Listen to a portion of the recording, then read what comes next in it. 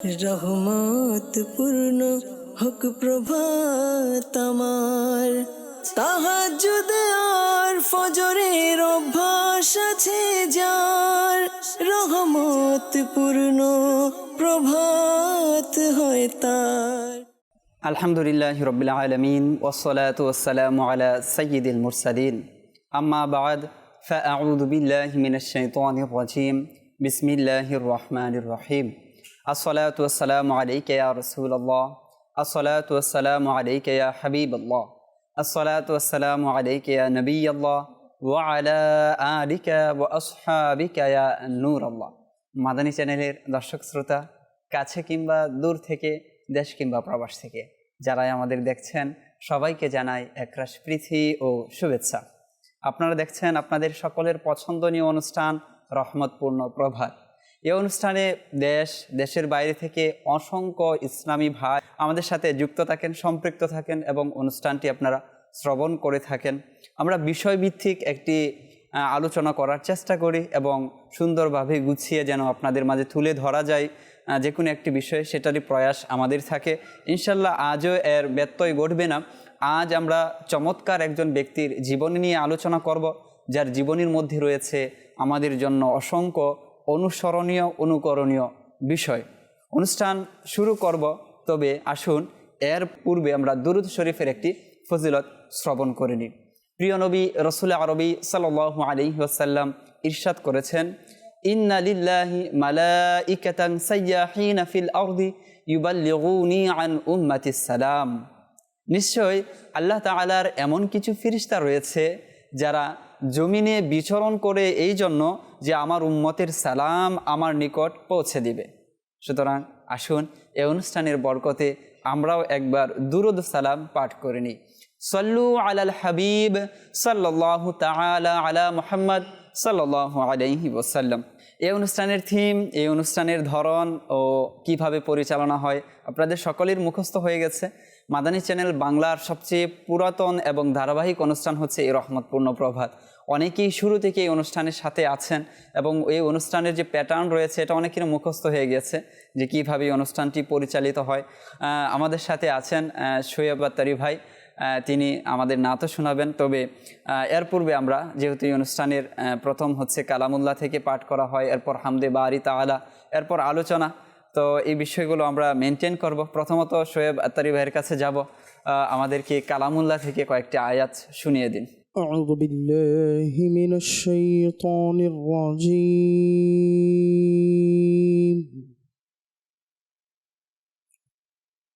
بسم الله الرحمن الرحيم.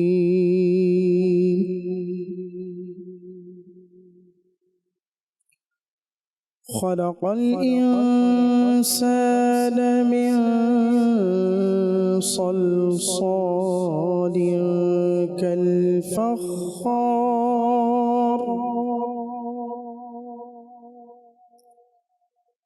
وخلق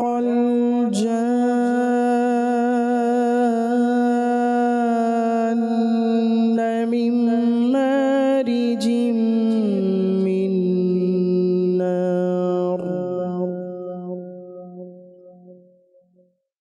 فبأي آلاء ربكما تكذبان.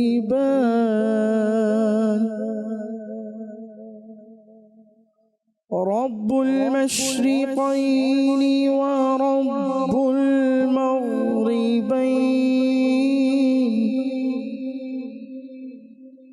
فبأي آلاء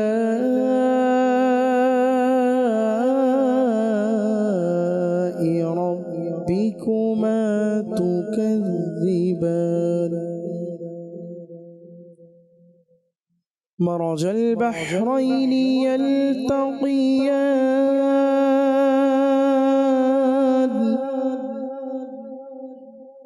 بينهما برزخ لا يبغيان.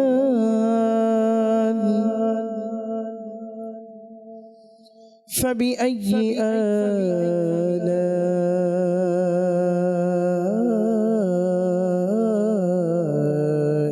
ربكما تكذبان آمنت بالله صدق الله العظيم وصدق رسوله النبي الأمين الكريم মাশাআল্লাহ বারাকাল্লাহ। আমরা কোরআনে পাকের সূরা রহমানের কিছু আয়াত শ্রবণ করেছি। এই আয়াতের মধ্যে আল্লাহ পাক বেশ কিছু নিয়ামতের কথা আমাদেরকে স্মরণ করিয়েছেন এবং এগুলো এত উজ্জ্বল নিয়ামত, এগুলো আমাদের চোখের সামনে সর্বদা পড়ে। আর এগুলোকে স্মরণ করিয়ে দিয়ে আল্লাহ পাক আমাদেরকে বারবার বলছেন, হে জিন ও মানবজাতি, তোমরা আল্লাহ পাকের কোন নিয়ামতকে অস্বীকার করবে? আসলে অস্বীকার করার তো কোনো সুযোগই নেই, আমরা নিয়ামতের মধ্যেই ডুবে আছি। আর সেই বিষয়টি আল্লাহ তাআলা ইরশাদও করেছেন, ওয়া ইন তাউদ্দু নি'মাতাল্লাহি লা তুহসুহা, যদি আল্লাহ তাআলার নিয়ামতগুলোকে গণনা করা শুরু করো তাহলে শেষ করতে পারবে না।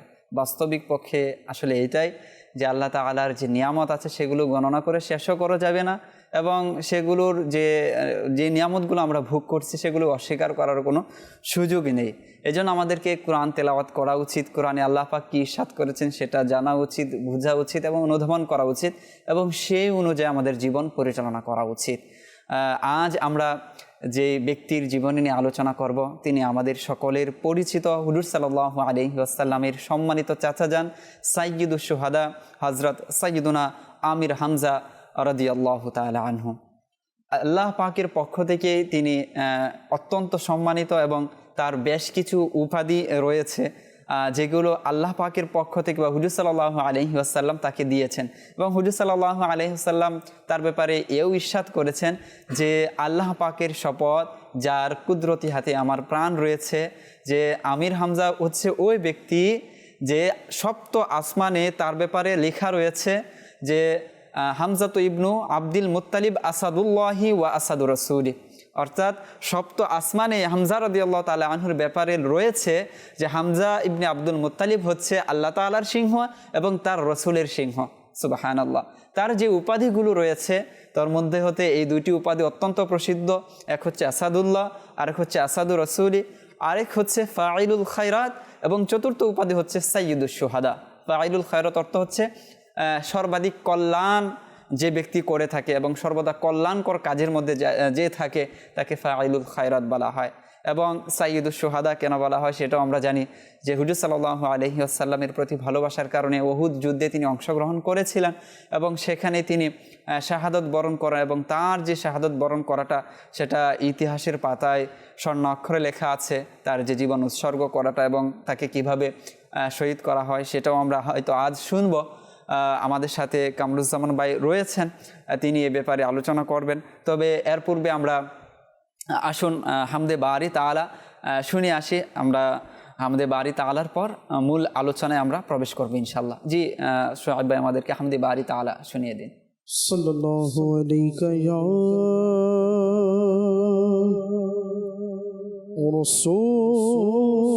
রাসূলুল্লাহ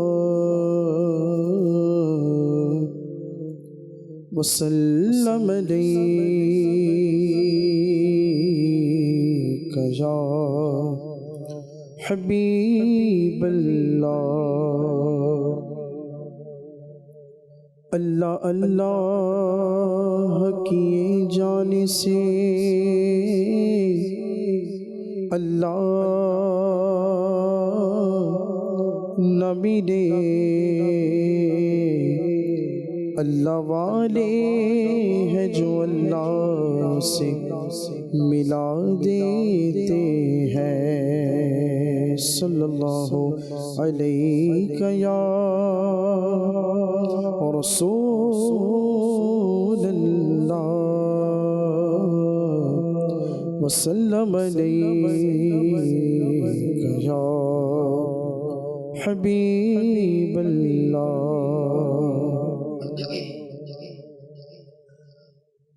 لا الہ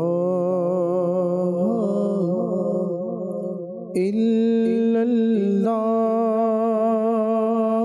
لا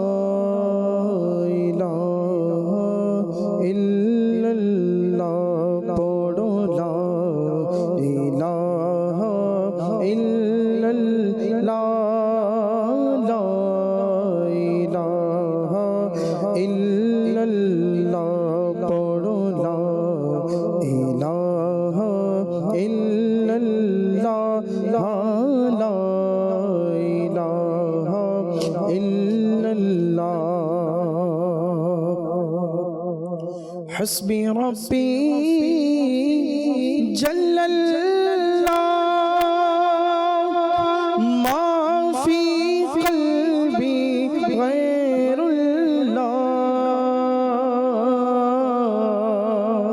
حسبي ربي جل الله ما في قلبي غير محمد صلی اللہ لا الہ الا اللہ پڑھو لا الہ الا اللہ لا الہ الا اللہ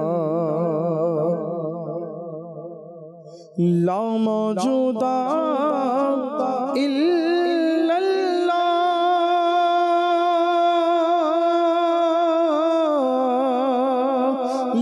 مشہود الا اللہ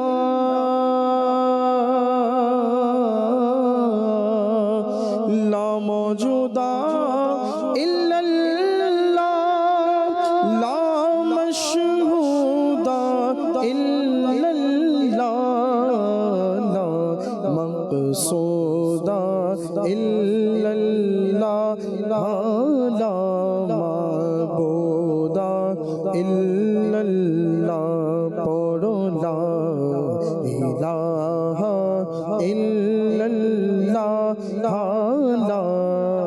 الہ الا اللہ لا الہ الا اللہ لا الہ الا اللہ اول و آخر ہے اللہ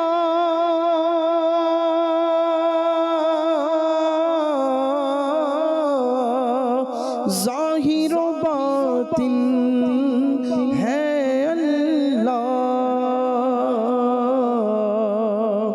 اول و آخر ہے اللہ ظاہر و باطن ہے اللہ حافظ و ناصر ہے اللہ لا الہ الا اللہ پڑھو لا الہ الا اللہ لا الہ الا اللہ پڑھو پڑھو یہ صدا لا الہ الا اللہ لا الہ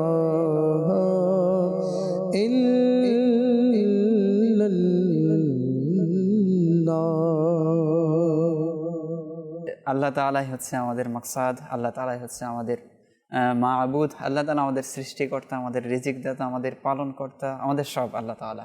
তিনি আমাদেরকে সৃষ্টি করেছেন মায়া করে, মোহাব্বত করে। শুধু সৃষ্টি করেছেন তাই নয়, সর্বশ্রেষ্ঠ জীবের মধ্যে আমাদেরকে রেখেছেন তাও নয়, বরঞ্চ আমাদেরকে মুসলমানের ঘরে জন্ম দিয়েছেন তাও নয়, বরং সর্বশ্রেষ্ঠ নবীর উম্মত হিসাবে আমাদেরকে রেখেছেন। তো কোন নিয়ামত কি আমরা অস্বীকার করব এবং কোন বিষয়টিকে আমরা অবজ্ঞা করব, এড়িয়ে যাব? কোনোটাই এড়িয়ে যাওয়ার মতো নয়। সবগুলোর ক্ষেত্রে যদি আমরা চিন্তা করি তাহলে অবশ্যই আমাদেরকে শুকরিয়া আদায় করতে হবে এবং অকপটে বলে যেতে হবে লা ইলাহা ইল্লাল্লাহ। যদি এই যে কালিমার মাহাত্ম্যের কথা যদি বলি, কোনো একজন প্রশ্ন করেছিল যে জান্নাতের মূল্য কি রয়েছে, তো তার জবাবে বলা হয়েছিল জান্নাতের মূল্য হচ্ছে লা ইলাহা ইল্লাল্লাহ।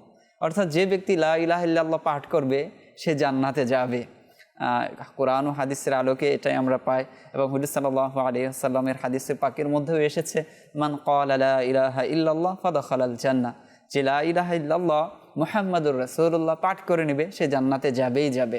তো জান্নাতে যাওয়ার একমাত্র মূল্য যেটা হচ্ছে সেটা হচ্ছে লা ইলাহা ইল্লাল্লাহ। আমরা উঠতে বসতে জিকিরে শয়নে স্বপনে সর্বদা আমরা এই জিকিরকে আমাদের জন্য অবধারিত করে নেই। আশা করি যখন আমাদের মৃত্যু ঘনিয়ে আসবে, মৃত্যু সময় আসবে, তখন আমাদের মুখ থেকে এই পবিত্র কালিমাই ইনশাআল্লাহ আল্লাহ তাআলা চাইলে বের হবে। কামরুজ্জামান ভাই আমাদের সাথে তো আছেন।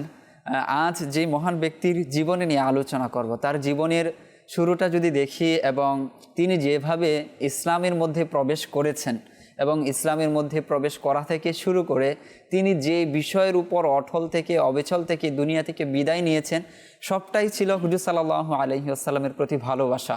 অর্থাৎ হুজুর সাল্লাল্লাহু আলাইহি ওয়াসাল্লামের প্রতি ভালোবাসা থেকে ইসলামে আসা এবং হুজুর সাল্লাল্লাহু আলাইহি ওয়াসাল্লামের প্রতি ভালোবাসা থেকে এই পৃথিবী থেকে বিদায় নেওয়া। কোরআনে পাকের মধ্যে যে আল্লাহ তাআলা ইরশাদ করেছেন, বিসমিল্লাহির রহমানির রহিম, কুল ইন কুনতুম তুহিব্বুনাল্লাহা ফাত্তাবিউনি ইউহিব্বুকুমুল্লাহ ওয়া ইয়াগফির লাকুম যুনুবাকুম আল্লাহু গফুরুর রহিম। হে রাসূল, আপনি বলে দিন, যদি তোমরা আল্লাহ তাআলাকে ভালোবাসতে চাও তাহলে তাদের জন্য করণীয় হচ্ছে আল্লাহ তাআলার রসুলকে ভালোবাসা। যদি আল্লাহ তাআলার রসুলকে ভালোবাসে তাহলে আল্লাহ তাআলা তোমাদেরকে ভালোবাসবেন এবং আল্লাহ তাআলা অত্যন্ত ক্ষমাশীল এবং দয়াশীল রয়েছেন। তো এই যে কোরআনে পাকের যে আয়াতটি রয়েছে, এর যদি আমরা বাস্তবায়ন যদি দেখি তাহলে দেখব সাইদুনা আমির হামজা রাদিয়াল্লাহু তাআলা আনহুর জীবনীতে তিনি যখন ইসলাম গ্রহণ করেন, এর যে প্রেক্ষাপট রয়েছে, এর যে পিছনে কারণটি রয়েছে, সেই কারণ হিসাবে দেখব যে হুজুর সাল্লাল্লাহু আলাইহি ওয়াসাল্লামের প্রতি তার ভালোবাসা ছিল। যখন হুজুর সাল্লাল্লাহু আলাইহি ওয়াসাল্লামের প্রতি আবু জাহেল যে গুস্তাকি আচরণ সে করেছিল, যেটা হুজুর সাল্লাল্লাহু আলাইহি ওয়াসাল্লামের সাথে যায় না, শানে যায় না, সে আচরণটি যখন করে এবং সাইয়্যিদুশ শুহাদা হযরত সাইয়্যিদুনা আমির হামজা রাদিয়াল্লাহু তাআলা আনহু সেটি শুনতে পান যে তার ভাতিজা বা হুজুর সাল্লাল্লাহু আলাইহি ওয়াসাল্লামের প্রতি এক গুস্তাকি আচরণ হয়েছে, তখন তিনি সেখানে চলে যান, কাবার পানে ছুটে যান এবং সেখানে গিয়ে আবু জাহেলকে আঘাত করেন এবং বলেন যে আমিও সাক্ষী দিচ্ছি যে আমার ভাতিজা যে সত্য ধর্ম নিয়ে এসেছে সেটা আমি গ্রহণ করছি এবং আমি সাক্ষী দিচ্ছি আল্লাহ তাআলা ব্যতীত আর কোনো মাবুদ নেই এবং তিনি হচ্ছেন সত্য রসুল। এবং এই ভালোবাসার ভিত্তিতে তিনি ইসলামের পথে আসেন এবং পরবর্তীতে সারা জীবন ইসলামের ঢাল হিসাবে তিনি নিজেকে প্রতিষ্ঠিত করেছেন। ইসলামকে প্রতিষ্ঠা করার জন্য, ইসলামকে বাস্তবায়ন করার জন্য হুজুর সাল্লাল্লাহু আলাইহি ওয়াসাল্লাম যখন তাকে ডাক দিয়েছেন, ডানে বামে পিছনে সর্বদা তিনি ইসলামের জন্য ঝাঁপিয়ে পড়েছেন এবং এইভাবেই তিনি পৃথিবী থেকে বিদায় নিয়েছেন। তো সেই মহান সত্তা তার পরবর্তী জীবনটা তিনি কিভাবে অতিবাহিত করেছেন, তার জীবন থেকে কি শিক্ষা রয়েছে এবং কোন কোন বিষয়গুলো নিয়ে আলোচনা করা যায়, তন্মধ্য হতে কি যদি আমাদের মাদানী চ্যানেলের দর্শক শ্রোতা যারা আছেন তাদের জন্য যদি বলতেন তাহলে অত্যন্ত উপকারী হতাম এবং মাদানী চ্যানেলের দর্শক শ্রোতা যারা আছেন তারা উপকৃত হতো। মাশাআল্লাহ, মাদানী চ্যানেলের অনুষ্ঠান রহমতপূর্ণ প্রবাদ এর আজকে একটি বিষয় হচ্ছে সাইয়েদুনা আমির হামজা রাদিয়াল্লাহু তাআলা আনহুর জীবনী, ফজিলত, কামালিয়াত। পৃথিবীতে কিছু মানুষ দুনিয়া থেকে গিয়েছে, তারা দুনিয়াতে ছিল কিন্তু দুনিয়াতে তারা নেই, কিন্তু তাদের কাজ, তাদের সুনাম খ্যাতি, যশ খ্যাতি, তাদের কৃতিত্ব, তাদের পরিচিতি এবং তাদের কার্যক্রম আজও দুনিয়া মনে রেখেছে। কিছু কিছু ঐতিহাসিক ব্যক্তি রয়েছেন, তোর মধ্যে একজন ব্যক্তি হলেন সাইয়েদুনা আমিরে হামজা রাদিয়াল্লাহু তাআলা আনহু। আমিরে হামজা রাদিয়াল্লাহু তাআলা আনহু তিনি রাসূল পাক সাল্লাল্লাহু আলাইহি সাল্লামের একাধিকভাবে আত্মীয় ছিলেন। যেমন রাসূল পাক সাল্লাল্লাহু আলাইহি সাল্লামের চাচা ছিলেন। অন্য দিক দিয়ে রাসূল পাক সাল্লাল্লাহু আলাইহি সাল্লামের মা আমিনা রাদিয়াল্লাহু তাআলা আনহার চাচাতো বোনের সন্তান হচ্ছে আমিরে হামজা। অর্থাৎ আমিরে হামজা রাদিয়াল্লাহু তাআলা আনহুর তার মা আমিনা রাদিয়াল্লাহু তাআলা আনহার চাচাতো বোন ছিলেন। তো এদিক দিয়েও তিনি রাসূল পাক সাল্লাল্লাহু আলাইহি সাল্লামের খালাতো ভাই হিসাবে আত্মীয় হয়। অপর দিক দিয়ে হুজুর পাক সাল্লাল্লাহু আলাইহি সাল্লাম মা হালিমাতুস সাদিয়া, তারপর সুয়াইবা রাদিয়াল্লাহু তাআলা আনহুমা তাদের দুধ পান করেছিলেন। ঠিক তদ্রুপভাবে আমিরে হামজা রাদিয়াল্লাহু তাআলা আনহু তাদের দুধ পান করেছিলেন। সুবহানাল্লাহ। তো এদিক দিয়ে তিনিও রাসূল পাক সাল্লাল্লাহু আলাইহি সাল্লামের দুধ ভাই। তো দেখুন রাসূল পাক সাল্লাল্লাহু আলাইহি সাল্লামের সাথে আমির হামজা রাদিয়াল্লাহু তাআলা আনহুর কয়েকভাবে রক্তের সম্পর্ক। এক তো সাহাবি আছেন, সাহাবিদের মর্যাদা অপরিসীম, আর অপর দিক দিয়ে রাসূল পাক সাল্লাল্লাহু আলাইহি সাল্লামের আত্মীয় এবং বংশ এবং ঘরের পরিবারের লোকজন। আল্লাহ সুবহানাহু ওয়া তাআলা কোরআনে পাকের মধ্যে ইরশাদ করেন যে কুল লা আসআলুকুম আলাইহি আজরা ইল্লাল মাওয়াদ্দাতা ফিল কুরবা। তো এখানে আল্লাহ পাক ইরশাদ করেন, হে হাবিব আপনি বলুন আমি সেটার জন্য তোমাদের নিকট কোনো পারিশ্রমিক চাই না, কিন্তু আমার নিকট আত্মীয়দের ভালোবাসা চাই। সুবহানাল্লাহ। রাসূল পাক সাল্লাল্লাহু আলাইহি সাল্লাম দুনিয়াতে এসেছেন, হেদায়েতের বাণী নিয়ে এসেছেন, উম্মতদেরকে হেদায়েত করেছেন, অন্ধকার দূরীভূত করেছেন, আল্লাহ রাসূল এত কিছু করেছেন। তো বলা হচ্ছে লা আসআলুকুম আলাইহি আজরা, আমি তোমাদের কাছে এর বিনিময়ে কোনো কিছু চাই না, কিন্তু আমার পরিবার যারা আছে, আমার আত্মীয় যারা আছে, আমার আহাল যারা আছে, তোমরা তাদেরকে ভালোবাসবে, তোমরা তাদেরকে মহব্বত করবে। বিদায় হজের ভাষণের সময় আল্লাহ রাসূল বলছেন, ইন্নী কদ তারাকতু ফিকুম, তোমাদের মাঝে আমি দুটি জিনিস রেখে যাচ্ছি, কিতাবাল্লাহি ওয়া ইতরাতি আহলে বাইতি। একটি হচ্ছে আল্লাহর কিতাব, অপরটি হচ্ছে আহলে বাইত, আমার পরিবার। তো আমার পরিবার যারা আছে তাদেরকে তোমরা ভালোবাসবে, মহব্বত করবে, তাদের ভালোবাসা এটা তোমাদের জন্য অপরিহার্য করা হয়েছে। তো ঠিক তদ্রুপভাবে আমির হামজা রাদিয়াল্লাহু তাআলা আনহু নবী পাকের পরিবারের অন্তর্ভুক্ত, এজন্য তাকে ভালোবাসা, আমির হামজা রাদিয়াল্লাহু তাআলা আনহুকে মহব্বত করা আমাদের একটি ঈমানের অংশ। যদি তার কারামত এবং ফয়েজ বরকত যদি আমরা লক্ষ্য করি, আল্লামা ইউসুফ বিন ইসমাইল নাবহানি, যিনি একাধিক কিতাব রচনা করেছেন, আনোয়ারে মুহাম্মাদিয়া সহ একাধিক কিতাব যিনি লিখেছেন, তো ইউসুফ নাবহানি রহমতুল্লাহি তাআলা আলাইহি তিনি বর্ণনা করেন যে একবার প্রকট আকারে দুর্ভিক্ষ দেখা দিল, এবং সেই দুর্ভিক্ষর সময় আশিক রাসূল যারা ছিল তারা হজের প্রস্তুতি নিয়েছিল। একজন আলিম ছিলেন এবং আশিক ছিলেন হজরতে শেখ আহমদ বিন মোহাম্মদ দিমিয়াতি মিসরি রহমতুল্লাহি তাআলা আলাইহি, তিনি মিশরের অধিবাসী ছিলেন। তিনি সেখান থেকে দুটি উট ক্রয় করে তার সম্মানিত মাকে নিয়ে হজের উদ্দেশ্যে গমন করলেন। তো সেখানে মক্কাতুল মুকাররমায় আসলেন, হজ আদায় করলেন, হজের সকল কার্যক্রম আছে সকল কিছু সম্পন্ন করলেন। তো পরিশেষে তিনি রাসূল পাক সাল্লাল্লাহু আলাইহি সাল্লামের রওজাতে উপস্থিত হলেন, মদিনায় গেলেন, সেখানে গিয়ে তার উটটি মারা গেল। তো দেখবেন আমাদের বর্তমান সফর হচ্ছে বিমান, যদি কোনো কারণে ফ্লাইট মিস হয়ে যায় দেখা যাচ্ছে যাত্রীরা তার নিজ স্থানে আটকে থাকে, বর্তমান সিচুয়েশন দেখা যাচ্ছে এরকমটা হয়। তো ঠিক তদ্রুপভাবে তখনকার যুগে উট কিংবা ঘোড়ায় মানুষ সাওয়ারি হতো, হজ আদায় করত, দূর দূরান্তে সফর করত। সেখানে যদি উট কিংবা ঘোড়া অর্থাৎ তার সাওয়ারের জন্য ক্ষতি হয়ে যায় তাহলে তার সফরের খুবই বাধা বিঘ্নতায় সে সম্মুখীন হয়। তো তার উট সেখানে মারা গেল, সে চিন্তায় পড়ে গিয়েছে সে কি করবে। এখন তার কাছে এক্সট্রা ভাড়াও নেই যে সে এত টাকা ভাড়া দিয়ে সে মিশরে আসবে মক্কাতুল মুকাররমা থেকে। এখন সে চিন্তায় পড়ে গেল কি করবে।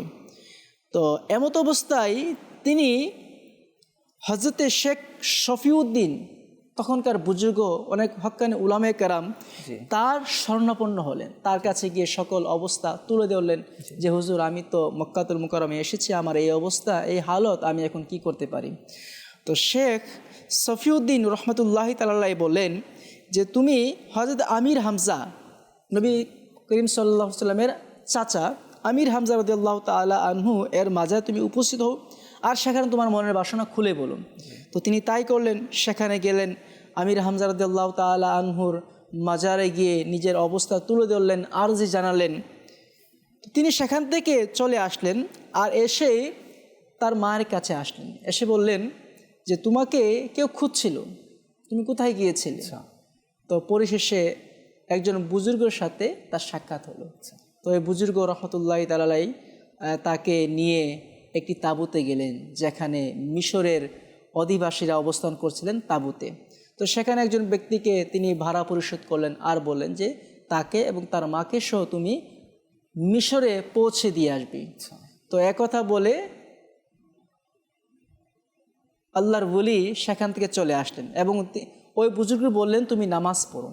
সে নামাজ পড়তে রইলেন। নামাজ পড়ে তিনি নামাজ যখন শেষ করলেন তখন দেখলেন ওই বুজুর্গ আর নেই, তিনি অদৃশ্য হয়ে গেলেন।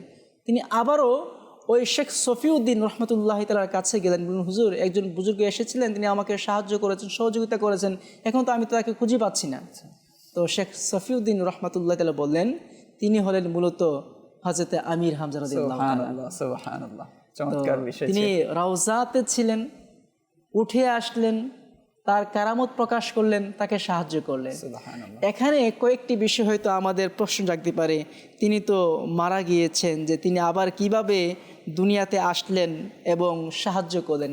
কোরআনে পাকের কয়েকটি আয়াতে কারিমা রয়েছে। একটি কমন আয়াত যে বলা তাকুলু লিমাই ইউকতালু ফি সাবিলিল্লাহি আমওয়াত বাল আহইয়াউ ওয়ালাকিন লা তাশউরুন, যারা আল্লাহ পাকের রাস্তায় শহীদ হয় তাদের তোমরা মৃত্যু বলিও না, বরঞ্চ তারা জীবিত।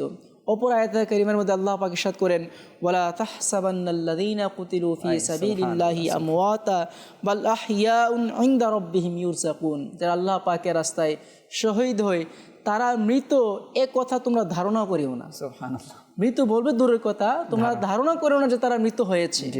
বাল আহইয়াউন ইনদা রাব্বিহিম, তারা আল্লাহ পাকের কাছে জীবিত।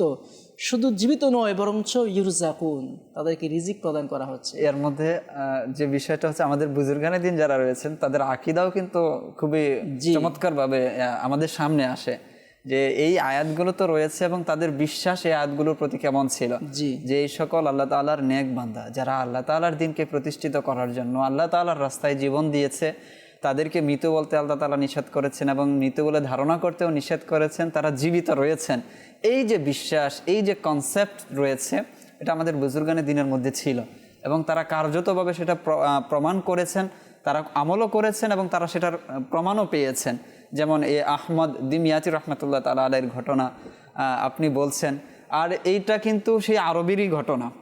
যে আমরা যদি দেখি যে হারামাইন শরীফাইন এবং উহুদ, মক্কা, বদর, এই যে অঞ্চলগুলোতে অসংখ্য সাহাবায়ে কেরাম তাদের মাজার শরীফ সেখানে রয়েছে, জান্নাতুল বাকি, জান্নাতুল মুআল্লা সেখানে রয়েছে এবং সেখানে তখন আমাদের বুজুর্গানে দিন অর্থাৎ সেই যুগ হুজুর সাল্লাল্লাহু আলাইহি ওয়াসাল্লামের যুগ থেকে শুরু করে এখনও পর্যন্ত বলা চলে যে লোকেরা তাদের মাজারে উপস্থিত হয় এবং সেখানে গিয়ে নিজের বাসনাগুলো তাদের উসিলা দিয়ে আল্লাহ তাআলার দরবারে পেশ করে এবং আল্লাহ তাআলা তাদের মাধ্যমে বা তাদের উসিলায় বা তাদেরকেই পাঠিয়ে দেন, যেহেতু তারা জীবিত রয়েছেন এবং তারা সেই কাজকে সমাধান করে দেন বান্দার জন্য।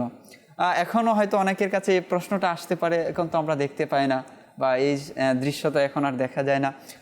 এটা হয়তো এখন হচ্ছে বা হয়েছে, কিন্তু আমরা যদি আরও 100 বছর আগের ইতিহাস দেখি তো সেখানে দেখব যে সাহাবায়ে কেরামের মাজার শরীফ ছিল এবং সেখানে দেশ দূর দূরান্ত থেকে, বিশ্বের আনাচে কানাচ থেকে মুসল্লিরা আসতো এবং তাদের আরজিগুলো, আকুতিগুলো তারা এখানে তারা ব্যক্ত করত এবং তারা সেটার রেজাল্ট পেত, তারা সেটার ফল পেত, যার কারণে এই বিষয়গুলো হয়েছে। আর উলামায়ে কেরামগণের মুখ থেকে এই বিষয়টি অনেক সময় শোনা যায় যে ইসলামের যে যুগ রয়েছে এটার স্পেসের দিক থেকে এবং টাইমের দিক থেকে যত ব্যাপ্তি পেয়েছে সেটার ক্ষেত্রে কি হয়েছে, খারাবিয়ত বা অনেক সময় ফিতনা বা নতুন নতুন বিষয় সেগুলোর সাথে যুক্ত হয়েছে। এখন যদি আমরা টাইমের দিক থেকে দেখি তাহলে আমরা 1400 বছর পরে অবস্থান করছি। তো 100 বছর আগে যদি দেখি 1300 বছর আগে, এরপর যদি দেখি 1200 বছর, 1100 বছর, 1000 বছর। তো যত আমরা সামনে যাব ইসলাম কিন্তু ততটা সুন্দর আমরা পাবো, এটাই কিন্তু সিস্টেম। বা আমরা যদি দেখি তো এর 100 বছর আগে বা এরও আগে যারা ছিলেন তাদের ইসলামের বিধিবিধানগুলো লালন পালন করা, সেগুলোকে নিজেদের মধ্যে নেওয়া এবং কোরআন ও হাদিস অনুযায়ী তাদের আমল করা, সেই বিষয়টা কিন্তু আমরা ততোধিক সুন্দর করে পাবো। তো আমরা যত আগে যাই ততই কিন্তু আমরা যে আহলে সুন্নাত ওয়াল জামাত যারা রয়েছে তাদের আকীদা, তাদের আমল, তাদের বিশ্বাসের সাথে কিন্তু আমরা মিল পাই। এটাই হচ্ছে আকীদা আহলে সুন্নাত। আর সেই বিষয়গুলো আলহামদুলিল্লাহ মাদানী চ্যানেল দর্শক শ্রোতা যারা রয়েছে তাদের সামনে তুলে ধরার চেষ্টা করে। আজ আমরা শুনলাম আহমদ দিমিয়াতি রহমতুল্লাহ তাআলা আলাইহির আকীদা কি ছিল, এবং তাকে যে পরামর্শ দিয়েছেন সেখানকার একজন বুজুর্গ শফিউদ্দিন রহমতুল্লাহ তাআলা আলাইহি, তার কি বিশ্বাস ছিল। তো এটাই আমাদেরও বিশ্বাস, এটাই আমাদের করণীয় উচিত। যারা আল্লাহ তাআলার নেক বান্দা রয়েছে, আল্লাহ তাআলার ওলি যারা রয়েছে, সেখানে যাওয়া, সেখানে গিয়ে সেই বুজুর্গ ব্যক্তির নাম নিয়ে আল্লাহ তাআলার নিকট ওসিলা দিয়ে দোয়া করা। কেননা সে তো আল্লাহ তাআলার নেক বান্দা, আল্লাহ তাআলার ঘনিষ্ঠ বান্দা, নৈকট্যশীল বান্দা।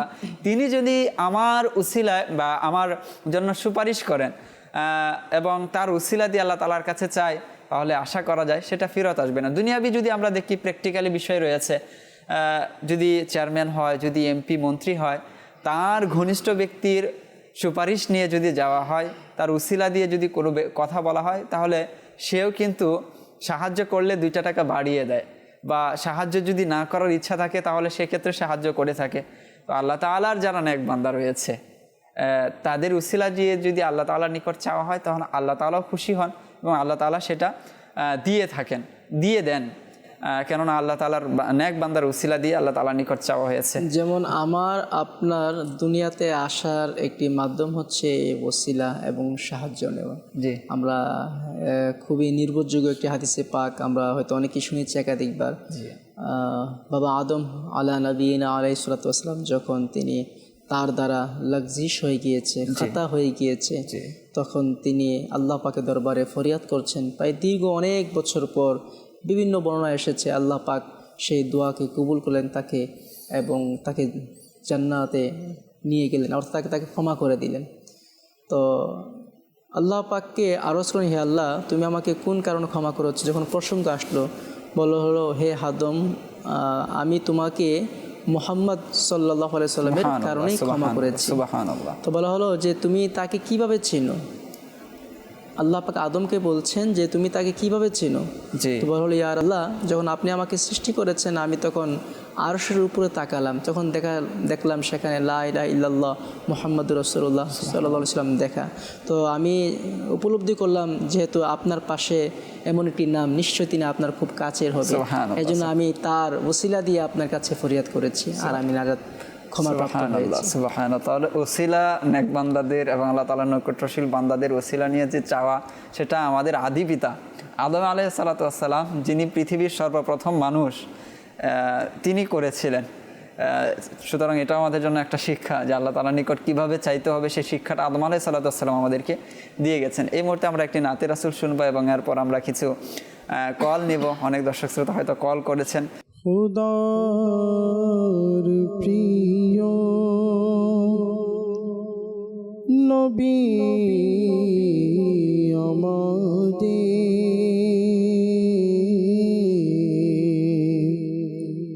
খুদার প্রিয় নবী আমাদের, রউফ তিনি, রহিম তিনি, খুদার প্রিয় নবী আমাদের, রউফ তিনি, রহিম তিনি, নবী তিনি, রসূল তিনি, শফিউ তিনি, কসিম তিনি, খুদার প্রিয় নবী আমাদের, রউফ তিনি, রহিম তিনি। প্রতিটি ফুলে রয়েছে তার ঘ্রাণ, তারি সুবাসে বুলবুল অম্লান, প্রতিটি ফুলে রয়েছে তার ঘ্রাণ, তারি সুবাসে বুলবুল অম্লান, তারি তাহারি নূর সকলের নয়নে, তাহারি নূর সকলের নয়নে, সবার হৃদয়ে মুকিম তিনি, তাহারি নূর সকলের হৃদয়ে, সবার হৃদয়ে মুকিম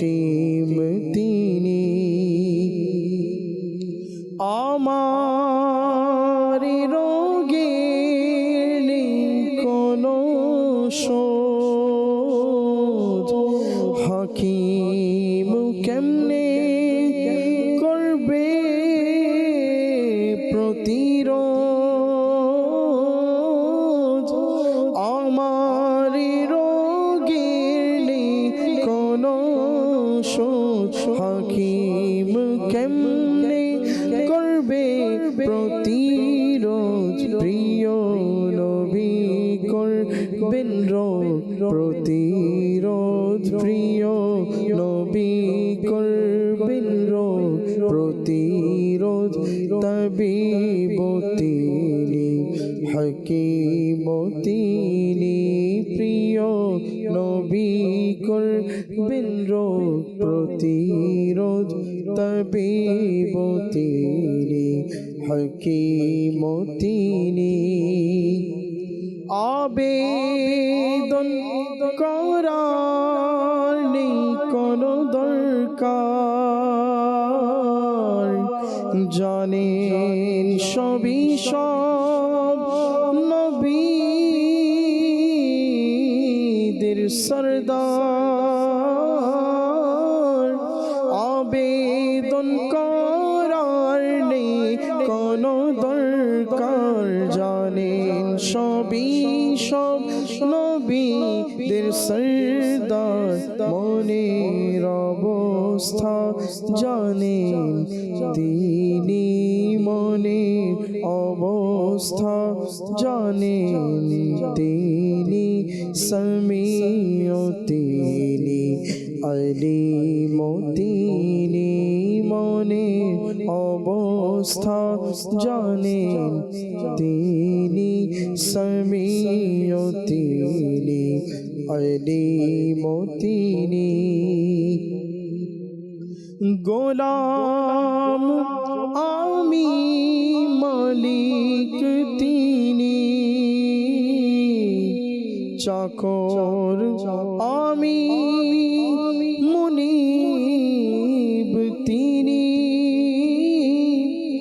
গোলাম আমি মালিক তিনি চাকর আমি মুনিব তিনি মহান খোদার কৃপা আর দয়ায় মহান খোদার কৃপা আর দয়ায় হাফিজ তিনি করিম তিনি মহান খোদার কৃপা আর দয়ায় হাফিজ তিনি করিম তিনি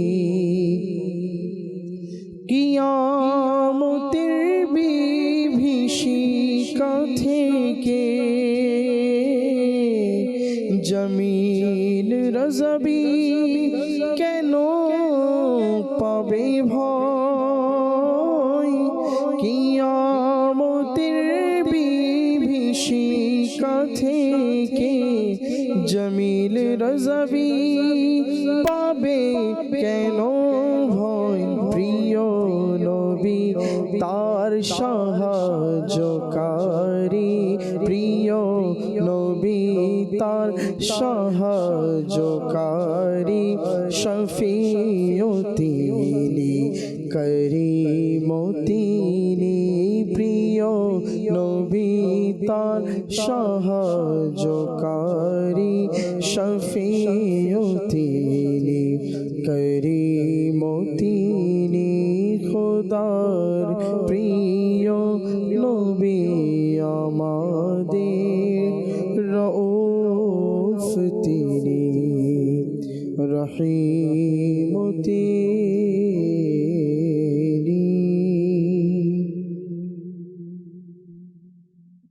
নিশ্চয় নিশ্চয় আমাদের প্রিয় নবী রাসূলুল্লাহ আরবি সাল্লাল্লাহু আলাইহি ওয়াসাল্লামের খোদার অত্যন্ত প্রিয় আল্লাহ তাআলার সর্বশ্রেষ্ঠ বান্দা তিনি আমাদের নবী তিনি আমাদের রাসূল তিনি আমাদের শাফি এবং কিয়ামতের দিন তিনি আমাদের জন্য শাফাআত করবেন। আমরা কালাম শুনলাম, নাতি রাসূল শুনলাম। আমাদের সাথে অনেকেই যুক্ত আছেন ফেসবুক, ইউটিউব এবং মাদানী চ্যানেলের মাধ্যমে অনেকে কলও করেছেন। আমরা এই মুহূর্তে কিছু কল নিব। আমাদেরকে কয়েকটি কল শুনিয়ে দিন। যে আমাদেরকে কল শোনান। আমার নাম মোহাম্মদ মুজাম্মেল, ময়মনসিংহ জেলায়। আপনার চ্যানেলটা আমি দেখতেছি, আমার কাছে খুবই ভালো লাগে। এত ভালো অনুষ্ঠান, আমাদের জন্য দোয়া করবেন। আল্লাহ যতদিন আমার হায়াতে বাসায় রাখে আমি যেন এটা দেখতে পারি।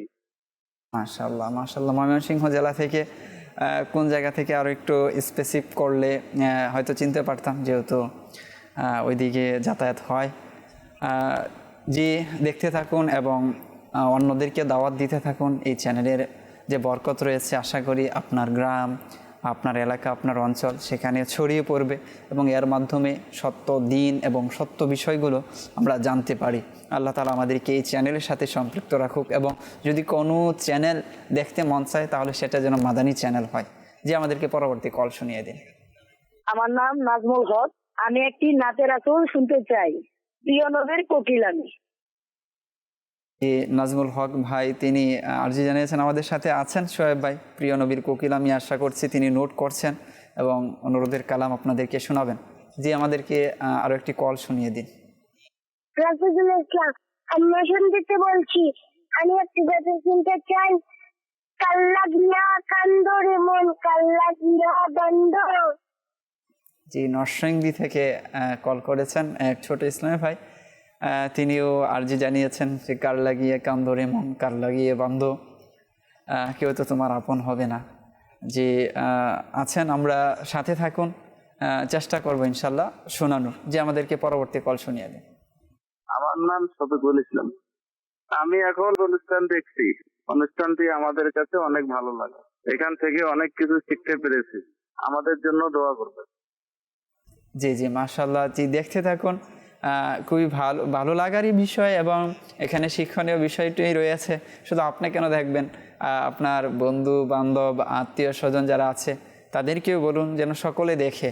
এই মাদানী চ্যানেল এমন একটি চ্যানেল যেখানে ছোট বড় ভাই বোন আত্মীয় স্বজন সবাইকে নিয়ে দেখা যায় এবং এখানে সকলের জন্য শিক্ষণীয় বিষয় রয়েছে। যে আমাদেরকে আরও একটি কল শোনা।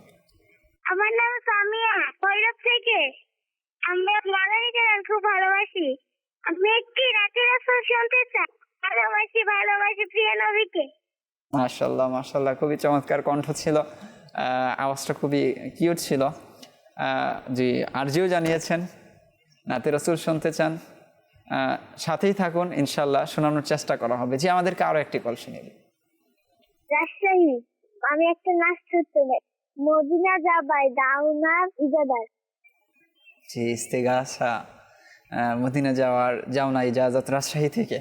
যে খুবই চমৎকার কিছু কল ছিল। মাদানী মুন্না মুন্নি হয়তো ছিলেন এবং ইসলাম ভাইরাও ছিলেন, মনের আকাঙ্ক্ষা খুলে এবং কি শুনতে চাচ্ছেন। নাতি রাসূলের প্রতি যে ভালোবাসা রয়েছে সেটাও আমরা শুনতে আপনাদের মাধ্যমে জানতে পেরেছি যে নাতি রাসূলের প্রতি ভালোবাসা রয়েছে।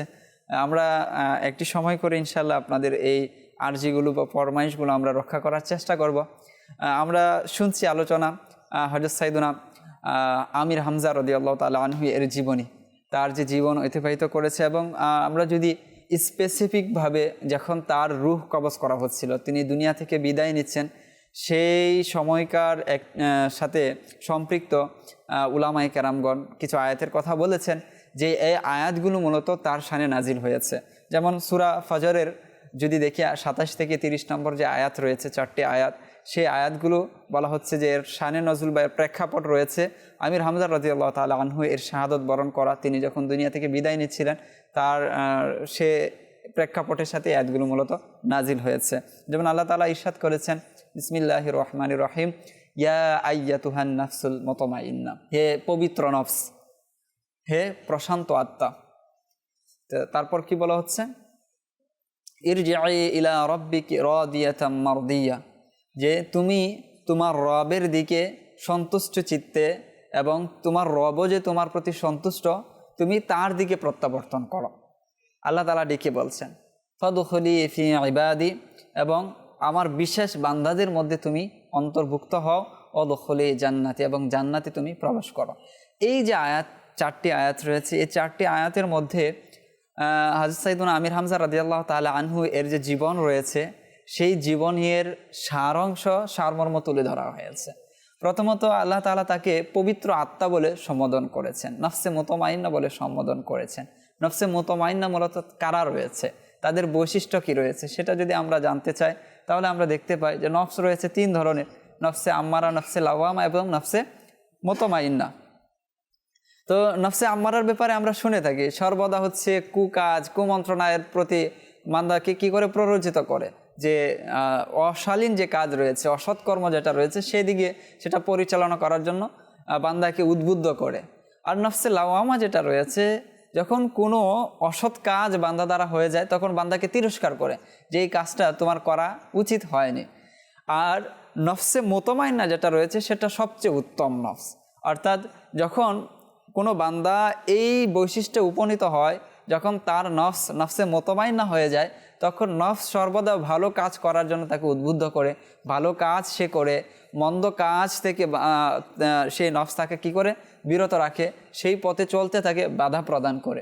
তো এইখানে হযরত সাইয়েদুনা আমির হামজা রাদিয়াল্লাহু তাআলা আনহুকে নফসে মুতমাইন্না বলে আল্লাহ তাআলা সম্বোধন করেছেন।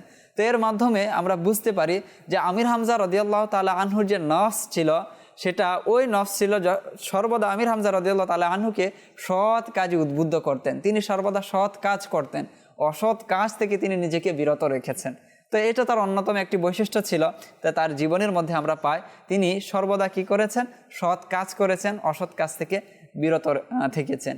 এরপর যদি দেখি যে ইরজিই ইলা রাব্বিকি রাদিয়াতাম মারদিয়া, যে সন্তুষ্ট চিত্ত বা সন্তুষ্ট এবং সন্তোষভাজন হওয়া, এই একই আয়াতের মধ্যে আল্লাহ তাআলা তাকে সম্বোধন করেছেন যে তিনি আল্লাহ তাআলার প্রতি যে সন্তুষ্ট, রব হিসাবে পেয়ে, আল্লাহ তাআলাকে রব হিসাবে পেয়ে সন্তুষ্ট হওয়া, সন্তুষ্ট থাকা, তিনি যেই কথা বলেছেন সেই কথার উপর সন্তুষ্ট থাকা, সেই বিধিবিধানগুলোর উপর সন্তুষ্টভাবে জীবন অতিবাহিত করা, তো সেই বিষয়টিও আমরা পাই। যেমন একটি দোয়া রয়েছে যে রদিতু বিল্লাহি রব্বাও অবিল ইসলাম দীনা অবি মুহাম্মাদিন সাল্লাল্লাহু আলাইহি ওয়াসাল্লাম, যে আল্লাহ তাআলাকে রব হিসাবে পেয়ে সন্তুষ্ট হওয়া এবং ইসলামকে দিন হিসাবে পেয়ে সন্তুষ্ট হওয়া, এবং হযরত মুহাম্মদ সাল্লাল্লাহু আলাইহি ওয়াসাল্লাম যিনি আমাদের নবী রয়েছেন সেই নবীকে রাসূল হিসাবে পেয়ে সন্তুষ্ট হওয়া একজন মুমিনের বৈশিষ্ট্য হচ্ছে এটি। তো আমির হামজা রাদিয়াল্লাহু তাআলা আনহুর জীবনের মধ্যে পাওয়া যায় যেটা আল্লাহ তাআলা সাক্ষ্য দিচ্ছেন, যিনি আল্লাহ তাআলাকে রব হিসাবে পেয়ে সন্তুষ্ট, ইসলামকে দিন হিসাবে পেয়ে সন্তুষ্ট, এবং হযরত মুহাম্মদ সাল্লাল্লাহু আলাইহি ওয়াসাল্লাম অর্থাৎ আমাদের প্রিয় নবী রাসূল আরবি সাল্লাল্লাহু আলাইহি ওয়াসাল্লামকে নবী হিসাবে পেয়ে তিনি সন্তুষ্ট ছিলেন। আচ্ছা, তিনি তো সন্তুষ্ট ছিলেন, আল্লাহ তাআলা কি তার প্রতি সন্তুষ্ট ছিলেন? এর পরের যে শব্দটি রয়েছে সেখানে আমরা পেয়ে যাই মারদিয়া, যে আল্লাহ তাআলা তার প্রতি সন্তুষ্ট ছিলেন, তিনি আল্লাহ তাআলা সন্তুষ্ট ভাজন বান্দা ছিলেন। তো সেই বৈশিষ্ট্যটি আমরা এই আয়াতের মধ্যে পাই। এরপর বলা হচ্ছে ফাদখুলি ফি ইবাদি, হে আমার বান্দা, পবিত্র বান্দা বা আমার সন্তুষ্ট ভাজন বান্দা, ফাদখুলি ফি ইবাদি, আমার যে বিশেষ বান্দা যারা রয়েছে সেই বিশেষ বান্দাদের অন্তর্ভুক্ত হয়ে যাও। বিশেষ বান্দা কারা রয়েছে? আমরা যদি দেখি সূরা নাজিয়ার মধ্যে রয়েছে যে ফাল মুদাব্বিরাতি আমর, যে ফাল মুদাব্বিরাতি আমর, আল্লাহ তাআলার বিশেষ কাজ কিছু রয়েছে যেগুলো আল্লাহ তাআলার বিশেষ বান্দা আঞ্জাম দিয়ে থাকেন।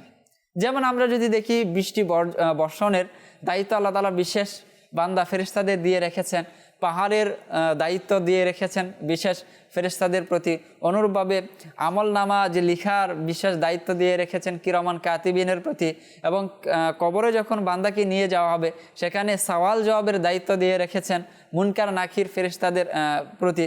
তো এই যে বিশেষ বিশেষ কিছু কাজ রয়েছে যেগুলো আল্লাহ তাআলার বিশেষ বান্দারা করে থাকেন, তো সেই সকল বিশেষ বান্দাদের অন্তর্ভুক্ত হওয়ার জন্য আল্লাহ তাআলা এই নফসে মুতমাইন্না অর্থাৎ আমির হামজা রাদিয়াল্লাহু তাআলা আনহুকে বলেছেন ফাদখুলি ফি ইবাদি, আমার বিশেষ বান্দাদের অন্তর্ভুক্ত হয়ে যাও। তো এই বিশেষ বান্দা কারা রয়েছেন? এই সকল বিশেষ ফেরেশতা যারা রয়েছেন তারা রয়েছেন, এবং তাদের অন্তর্ভুক্ত হওয়ার জন্য সাইয়্যিদুনা আমির হামজা রাদিয়াল্লাহু তাআলা আনহুকে আল্লাহ তাআলা বলেছেন। তো তিনি যখন বিশেষ বান্দার অন্তর্ভুক্ত হলেন তখন তার কি কাজ রয়েছে? আমরা তো এই আয়াতের মধ্যে শুনলাম ফাল মুদাব্বিরাতি আমরা, আল্লাহ তাআলার বিশেষ বান্দা যারা রয়েছেন তারা আল্লাহ তাআলার কাজগুলো আঞ্জাম দিয়ে থাকেন। আমির হামজা রাদিয়াল্লাহু তাআলা আনহু যখন বিশেষ বান্দার অন্তর্ভুক্ত হলেন তখন তিনি কি কাজ আঞ্জাম দিয়েছেন? আমরা শুরুতে একটি ঘটনা শুনেছি আহমদ দিমিয়াতি রহমাতুল্লাহ তাআলা আলাইহি, তিনি কিন্তু সে কাজ আঞ্জাম দিচ্ছেন যখন কোনো ব্যক্তি মুসিবতে পড়ে তার মাজারে যায় এবং সেখানে গিয়ে তার উসিলা নিয়ে দোয়া করেন, তখন কিন্তু তিনি সেই আঞ্জাম দিচ্ছেন যে সেই বান্দাকে তার বিপদে সাহায্য করা, যেমনটা আহমদ দিমিয়াতি রহমতুল্লাহ তাআলা আলাইহিকে তিনি মিশরের তাঁবুতে নিয়ে গিয়েছিলেন এবং তিনি নিজে কি করেছিলেন, তাকে তার যে বাহনে যাওয়ার যে পয়সাটা যেটা প্রয়োজন ছিল সেটা তিনি প্রদান করেছিলেন এবং যাওয়ার একটি বন্দোবস্ত করে দিয়েছিলেন। অনুরূপভাবে আরও একটি ঘটনা আমরা শুনতে পাই, যেখানে কিতাবের মধ্যে উল্লেখ রয়েছে যে মদিনাবাসীর একটি আমল ছিল এরকম যে তারা 12ই রজবে আমির হামজা রাদিয়াল্লাহু তাআলা আনহুর মাজারে যেতেন এবং সেখানে গিয়ে তারা ইসালে সওয়াব করতেন, বিভিন্ন অনুষ্ঠান করতেন এবং দিন অতিবাহিত করতেন। কিন্তু ওই যে বিশেষ এক বান্দা ছিলেন, তিনি 12ই রজবে নয় বরং আগেই চলে যেতেন এবং তিনি 12ই রজব পর্যন্ত সেখানে উপস্থিত থাকতেন। সেখানে থেকে তিনি ইবাদত বন্দিগি এবং কবর জিয়ারত, মাজার জিয়ারত সেই কাজগুলো করতেন। তো এইভাবে তিনি দিন অতিবাহিত করছিলেন। তো এক ব্যক্তি তার সাথে সেখানে যান। সেখানে যাওয়ার পর তাকে দায়িত্ব দেওয়া হয়, তো এখানে মানুষজন যারা আছে তারা ঘুমাবে, আপনি জাগ্রত থেকে তাদের হেফাজতের দায়িত্ব পালন করবেন। তো সেই ব্যক্তি দেখতে পেলেন যে একজন ঘোড়া আরোহী, ঘোড়সাওয়ার, তিনি থেকে চারদিক পাহারা দিচ্ছেন। তো তিনি তার কাছে গেলেন এবং প্রশ্ন করলেন যে আপনি কে? তখন তিনি বললেন, আমি হচ্ছি হামজা ইবনে আব্দুল মুত্তালিব, আমি তোমাদেরকে পাহারা দিচ্ছি, তোমাদেরকে যেন কেউ ক্ষতি না করতে পারে, তোমাদের মাল সামানা যেন কেউ লুট করতে না পারে। তো এই বিশ্বাসগুলোর দায়িত্ব আমি পালন করছি। তো এই যে ফাদখুলি ফি ইবাদি, আমার বিশেষ বান্দাদের অন্তর্ভুক্ত হওয়া এবং আল্লাহ তাআলার বিশেষ বান্দা যারা রয়েছেন তারা আল্লাহ তাআলার বিশেষ কাজগুলো আঞ্জাম দিচ্ছেন। তো এই বিষয়টাও কিন্তু এখানে পাওয়া যায় যে তার মাজারে যারা যান তাদের দেখভাল করা, তাদের মাল সামানা দেখভাল করা, এই বিষয়ে দায়িত্বটাও কিন্তু আমির হামজা রাদিয়াল্লাহু তাআলা আনহু তিনি পালন করছেন। তো এই বিষয়টা, এই যে আয়াতটি রয়েছে এর মাধ্যমে আমরা পাই যে ফাদখুলি ফি ইবাদি, তিনি প্রকৃতপক্ষে আল্লাহ তাআলার বিশেষ বান্দাদের অন্তর্ভুক্ত হয়েছিলেন। ওই সকল বিশেষ বান্দা যারা হচ্ছে ফেরেশতা, যারা আল্লাহ তাআলার বিশেষ বিশেষ কাজগুলো করে থাকেন, তো তিনিও আল্লাহ তাআলার পক্ষ থেকে একটি দায়িত্ব পেয়েছেন, যে দায়িত্বটা তিনি পালন করে থাকেন। আর সেটা হচ্ছে বান্দার মুসিবতে যখন তার মাজার গিয়ে আল্লাহ তাআলার দরবারে তার ওসিলা নিয়ে দোয়া করেন, তখন তিনি কি করেন, বিপদে সাহায্য করে থাকেন। আর সর্বশেষ যে বিষয়টি সেটি হচ্ছে অদখলি জান্নাতি, যে হেই পবিত্র নফস, পবিত্র প্রশান্ত আত্মা, তুমি আমার জান্নাতে প্রবেশ করো। তো এর মাধ্যমে এটাও প্রতীয়মান হচ্ছে যে আমির হামজা রাদিয়াল্লাহু তাআলা আনহু তিনি হচ্ছেন জান্নাতি সাহাবী। আর এটা হচ্ছে আমাদের আকীদা যে নবীর সকল সাহাবী জান্নাতি জান্নাতি। আমির আহলে সুন্নাত দামাত বারকাতুহুম আলিয়া যে স্লোগান, যে আকীদা মুসলিম উম্মার থাকা প্রয়োজন, তিনি সেটা স্লোগানের মাধ্যমে তিনি প্রত্যেকটা ছোট বড় নারী পুরুষ সকলের মনে তিনি পৌঁছে দিচ্ছেন, কানে পৌঁছে দিচ্ছেন যে মুসলমানের আকীদা হচ্ছে এটাই, যে নবীর সকল সাহাবী হচ্ছেন জান্নাতি জান্নাতি। তো অনেকেই আমাদের নিকট আরজি জানিয়েছেন, ফরমাইশ করেছেন। তো এর মধ্যে হতে যদি 2-1 পংক্তি করে আপনি শুনিয়ে দেন তাহলে ইনশাল্লাহ সেই আরজিগুলো ইনশাল্লাহ পূরণ হয়ে যাবে।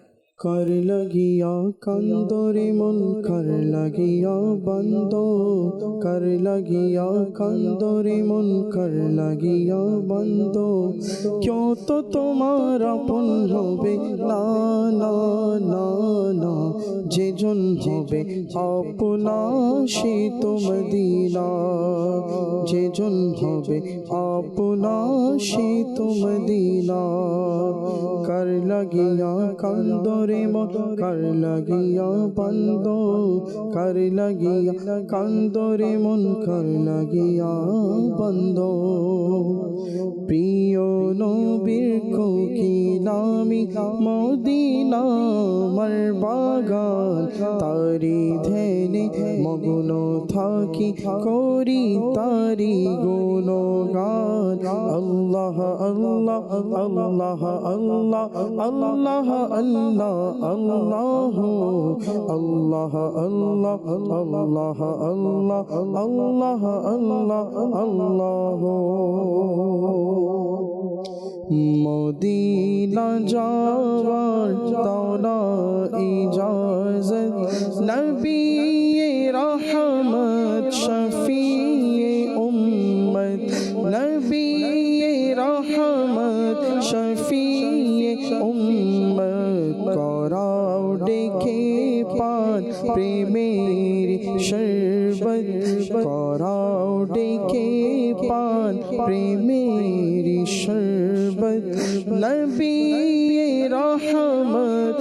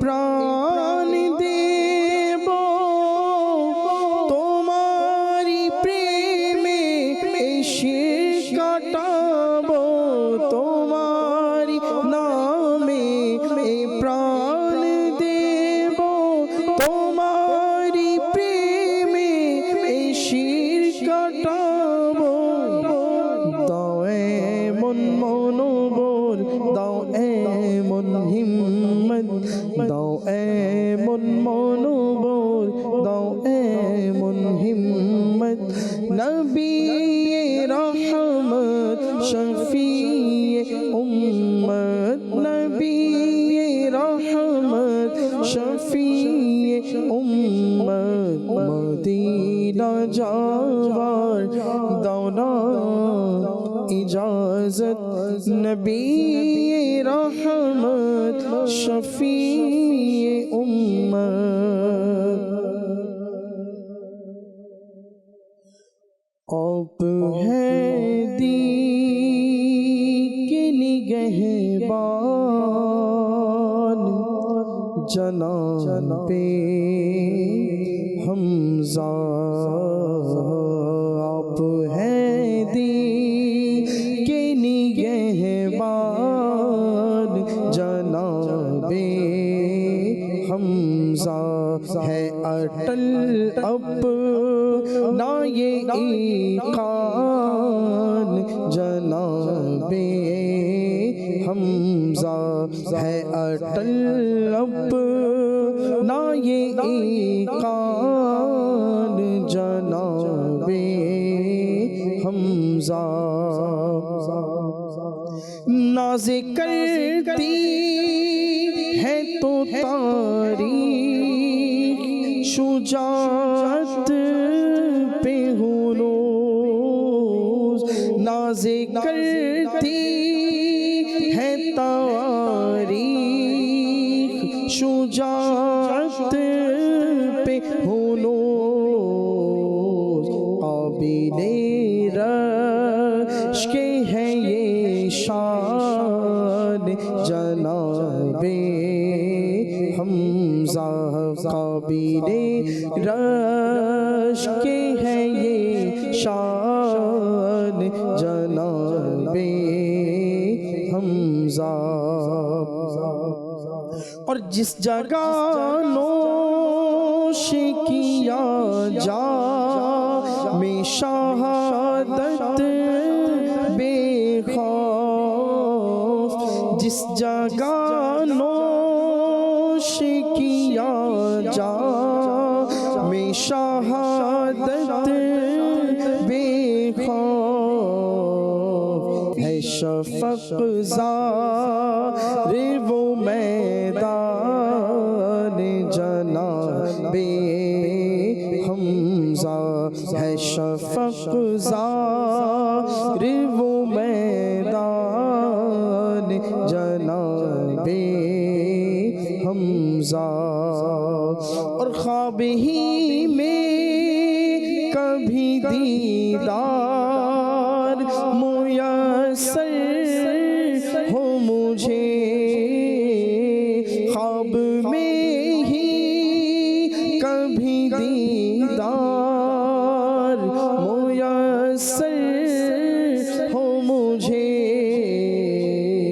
ہے میرے دل کا یہ ارمان جناب حمزہ ہے میرے دل کا یہ ارمان جناب حمزہ اور ماری اس زور سے بوجھے ہے لیکن چہرے پہ کمان ماری اس زور سے بوجھے ہے لیکن چہرے پہ کمان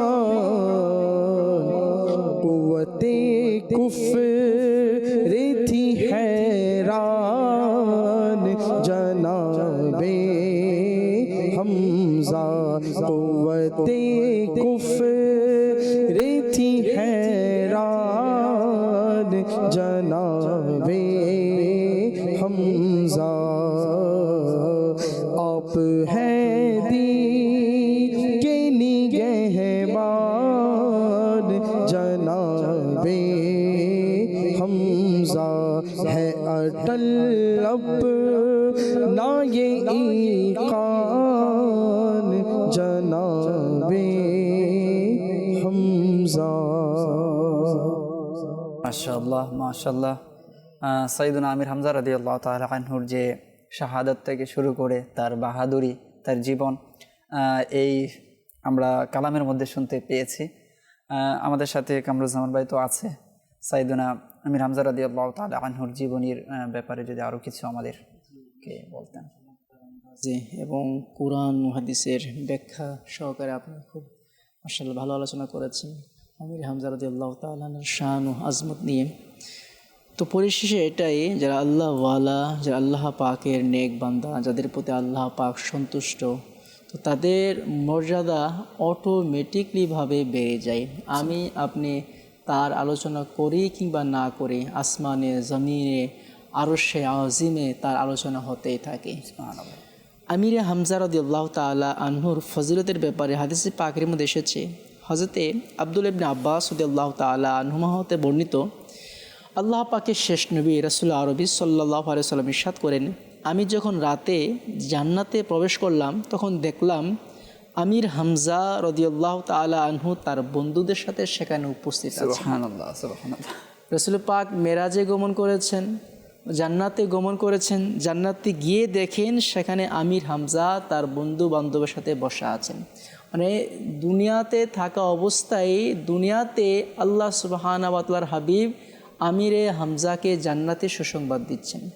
অর্থাৎ আমিরে হামজা দুনিয়া থেকে চলে গিয়েছেন, আর এদিকে রাসূল পাক জান্নাতে সুসংবাদ দিচ্ছেন সাহাবীদেরকে যে আমিরে হামজা রাদিয়াল্লাহু তাআলা আনহু তিনি জান্নাতের মেহমান হয়েছেন, জান্নাতের মধ্যে অবস্থান করছেন। সুবহানাল্লাহ।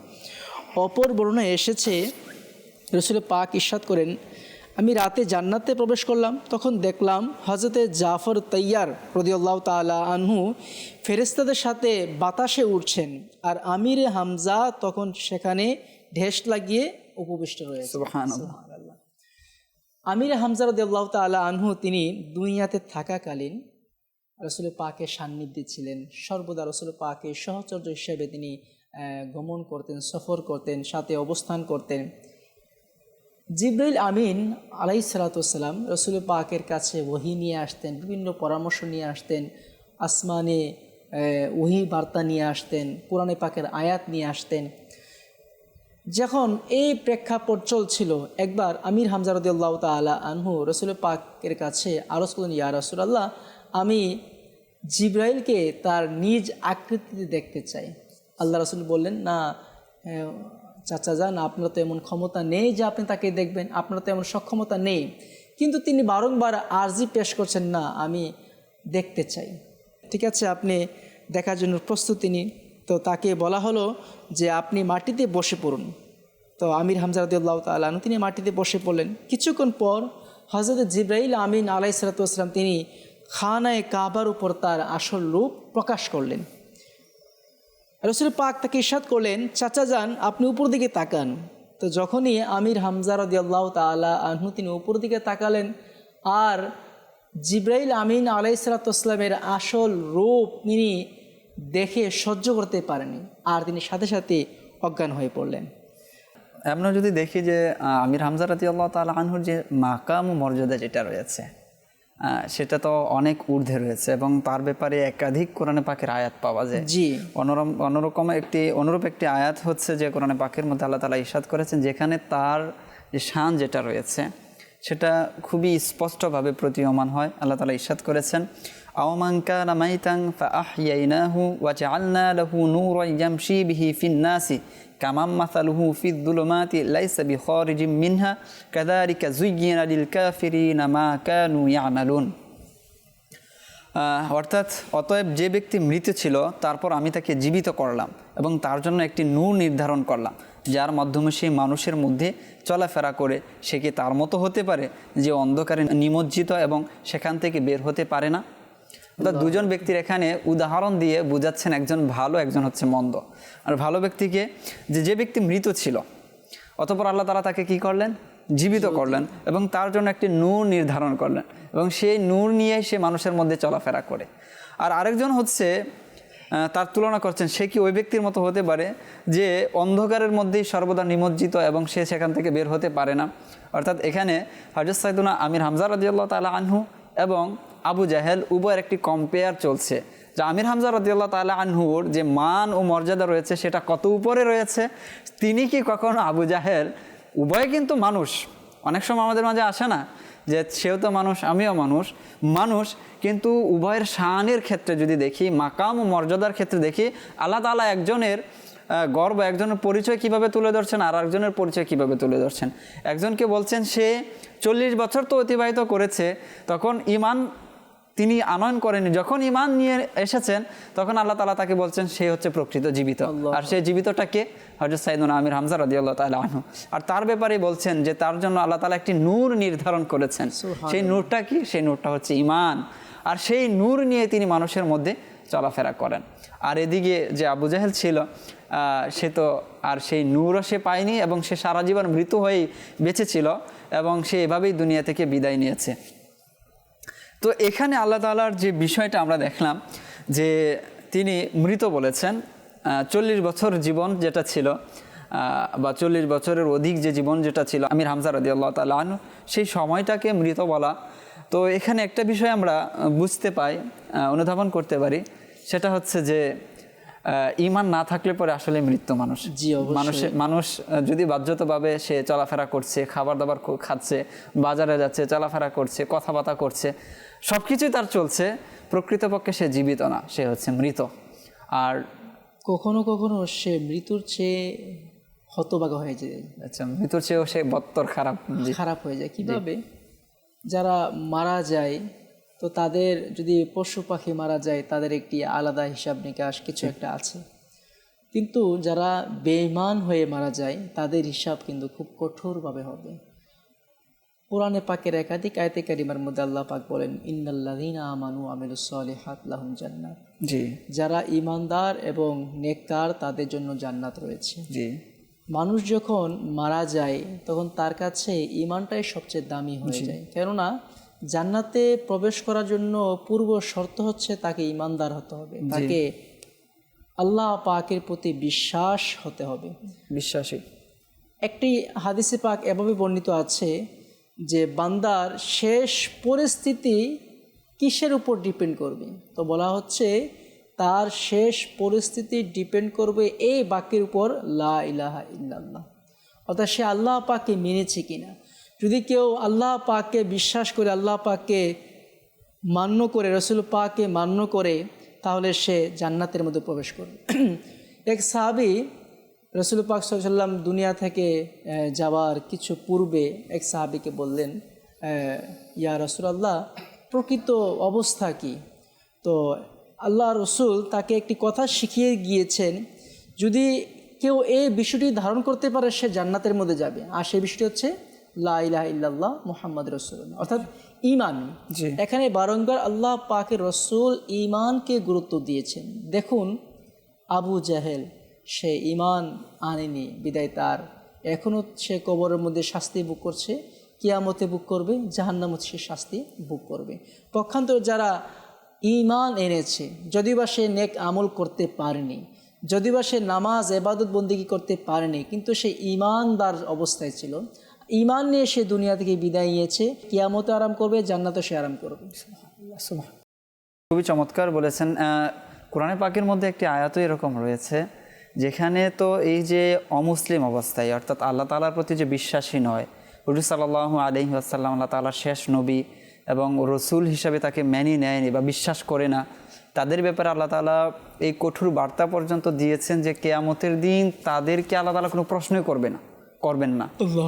প্রশ্ন ব্যতীতই তাদের জন্য হচ্ছে খালিদ ফিন নার, চিরস্থায়ী জাহান্নামে। তো এত বড় একটা কঠিন শাস্তি, কঠোর একটা বিষয়।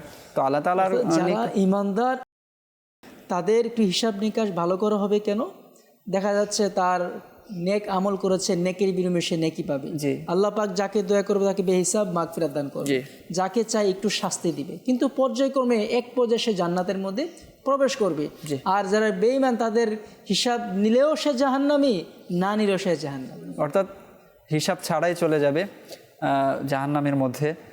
এই বিষয়টি আমরা কোরআন ও হাদিসের মধ্যে পাই যে ঈমানই হচ্ছে একমাত্র মাধ্যম জান্নাতে যাওয়ার, এবং কিয়ামতের দিন যে হিসাব হবে সেটা হচ্ছে মূলত মুমিন যারা তাদেরই হিসাব হবে, অমুসলিমের হিসাবই হবে না। কারণ তাদের হিসাবের প্রয়োজন নেই, কারণ আল্লাহ তাআলার প্রতি যাদের বিশ্বাসী নেই, কিয়ামতের প্রতি যাদের বিশ্বাসী নেই, তাহলে কিয়ামতের দিন বিচারের আর কি প্রয়োজন তাদের? বিচার ছাড়াই চিরস্থায়ী জাহান্নামী হয়ে যাবে। তো আল্লাহ তাআলা আমাদেরকে ঈমানের উপর অটল থাকা, ঈমান নিয়ে পৃথিবী থেকে যাওয়ার এর প্রতি আমাদের চিন্তা ফিকির করা উচিত, এর জন্য চেষ্টা করা উচিত, চেষ্টায় থাকা উচিত। আল্লাহ তাআলা আমাদেরকে ঈমানের সাথে পৃথিবী থেকে বিদায় নেওয়ার তৌফিক দান করুন। এবং সর্বোপরি সাইয়েদুনা আমির হামজা রাদিয়াল্লাহু তাআলা আনহু তার যে জীবনী রয়েছে তা অধ্যয়ন করে সেই অনুযায়ী জীবন অতিবাহিত করার তৌফিক দান করুন। যে আমাদের অনুষ্ঠানের সময় শেষ দিকে এই মুহূর্তে আমরা সালাতু সালাম ইনশাল্লাহ আমরা পড়ব, যে আমরা যে যেখানে আছি আমরা দাঁড়িয়ে সালাতু সালাম পেশ করি। मुस्तफ़ा जाने रहमत पे लाखों सलाम, शम्अ बज़ में हिदायत पे लाखों सलाम। अल्लाह अल्लाह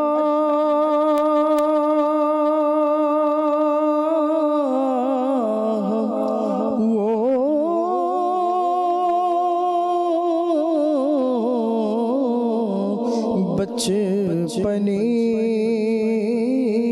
की फबन अल्लाह अल्लाह, वो बचपने की फबन उस खुदा भाती सूरत पे लाखों सलाम। उनके मौला कि उन पर करोड़ों दुरूद, उनके अस्हाबो इतरत पे लाखों सलाम। उनके आगे वो हमजा की जाबाजिया, शेरे गुर्राने सतवत पे लाखों सलाम। हज़रते हमज़ा शेरे खुदा और रसूल, हज़रते हमज़ा शेरे खुदा और रसूल, ज़ीनते कादिरियत पे लाखों सलाम। मुस्तफ़ा जाने रहमत पे लाखों सलाम। काश महशर में जब उनकी आमद हो और भेजे सब उनकी शौकत पे लाखों सलाम। तो मुझसे खिदमत के खुद सी कहे हाँ रज़ा, मुस्तफ़ा जाने रहमत पे लाखों सलाम। शम्अ बज़ में हिदायत पे लाखों सलाम। सल्लल्लाहु अला आलिका व अस्हाबिका या हबीबल्लाह। सुब्हानकल्लाहुम्मा व बिहम्दिका ला इलाहा इल्ला अंता अस्तगफिरुका व अतूबु इलैक। सुब्हानकल्लाहुम्मा व बिहम्दिका ला इलाहा इल्ला अंता अस्तगफिरुका व अतूबु इलैक। सुब्हानकल्लाहुम्मा व बिहम्दिका ला इलाहा इल्ला अंता अस्तगफिरुका व ওয়া আতুবু ইলাইক। লা ইলাহা ইল্লাল্লাহু মুহাম্মাদুর রাসূলুল্লাহ। রহমত পূর্ণ হোক প্রভাত আমার, তাহাজ্জুদে আর ফজরের অভ্যাস আছে যার, রহমত পূর্ণ প্রভাত হয় তার।